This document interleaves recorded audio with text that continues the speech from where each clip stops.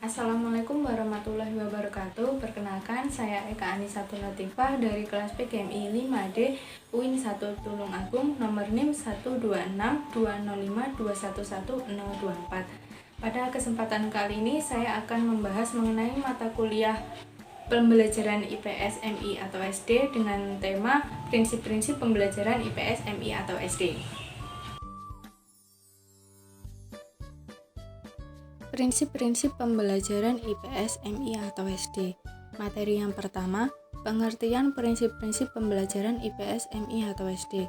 Prinsip-prinsip pembelajaran IPS MI atau SD merupakan ketentuan-ketentuan yang harus diperhatikan oleh semua pelaku yang terlibat dalam pembelajaran mata pelajaran ilmu pengetahuan sosial bagi pendidik maupun peserta didik agar pembelajaran yang dilaksanakan dapat berjalan secara efektif dan efisien sesuai dengan tujuan pembelajaran. Materi yang selanjutnya yaitu macam-macam prinsip dasar pembelajaran IPS di SD atau MI. Prinsip yang pertama yaitu integrated atau terpadu. Penyampaian materi pembelajaran IPS dilaksanakan dengan memadukan antar disiplin ilmu yang terkait. Prinsip-prinsip dalam pembelajaran terpadu yaitu meliputi prinsip penggalian tema, prinsip pelaksanaan pembelajaran terpadu, prinsip evaluasi, prinsip reaksi. Prinsip yang selanjutnya yaitu interaksi. Interaksi merupakan hubungan timbal balik antara individu dengan individu, individu dengan kelompok, dan kelompok dengan kelompok. Kegiatan kerjasama diwujudkan melalui kegiatan kerja kelompok, diskusi dalam memahami materi pembelajaran IPS khususnya untuk SD atau MI. Prinsip yang selanjutnya yaitu kesinambungan dan perubahan.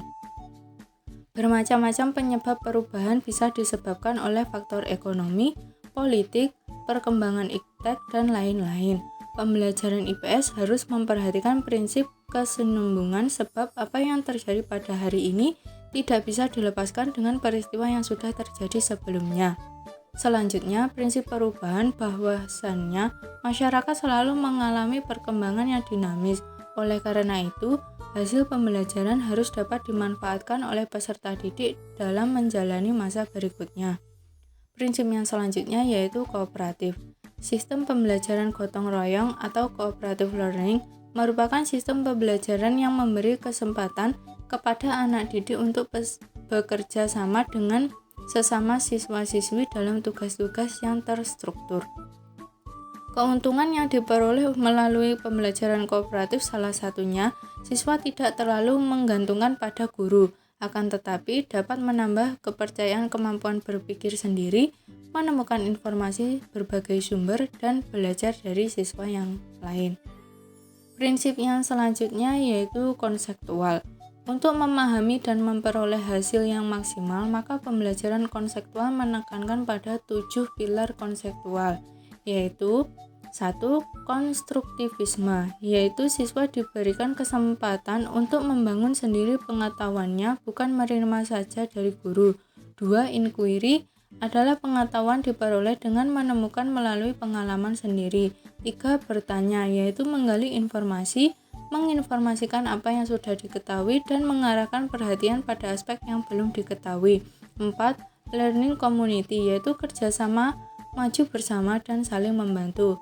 5. Permodelan adalah pembelajaran yang multi-way atau jalur yang banyak, mencoba hal-hal yang baru dan kreatif. 6.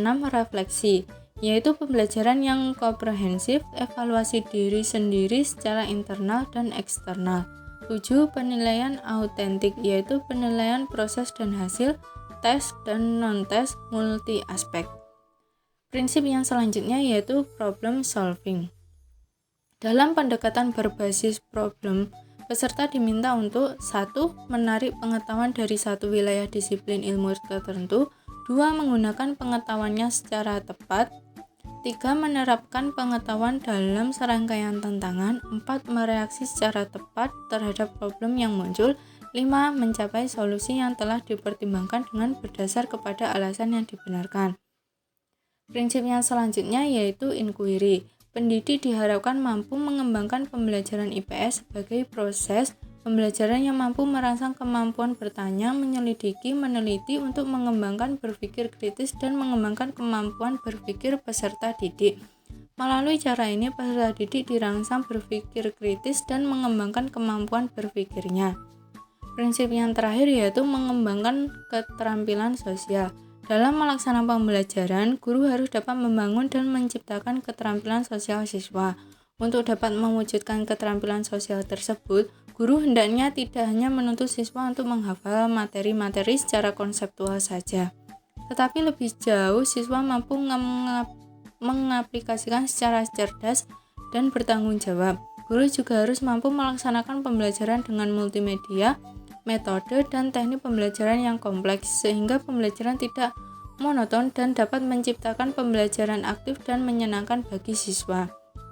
Materi yang selanjutnya yaitu fungsi prinsip-prinsip pembelajaran IPS MI atau SD. Fungsi yang pertama yaitu mengembangkan pemahaman sosial dan keterampilan berpikir kritis. Prinsip-prinsip pembelajaran IPS membantu siswa memahami aspek-aspek sosial dan berpikir kritis dalam mengambil keputusan seperti dalam struktur masyarakat, budaya, nilai, dan norma-norma yang memengaruhi kehidupan sehari-hari. Fungsi yang kedua yaitu membangun kesadaran lokal dan global. Siswa belajar tentang lingkungan sosial mereka sendiri serta bagaimana mereka berhubungan dengan dunia secara lebih luas. Ini membantu mereka memahami peran mereka dalam masyarakat lokal dan global. Fungsi yang ketiga yaitu menghubungkan pembelajaran dengan kehidupan nyata.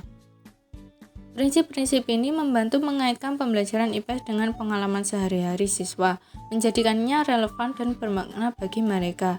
Fungsi yang terakhir yaitu membangun keterampilan kolaborasi.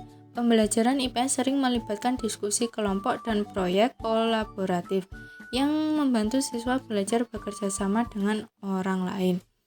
Itu tadi materi mengenai prinsip-prinsip pembelajaran IPS MI atau SD. Sekian dari saya, terima kasih. Wassalamualaikum warahmatullahi wabarakatuh.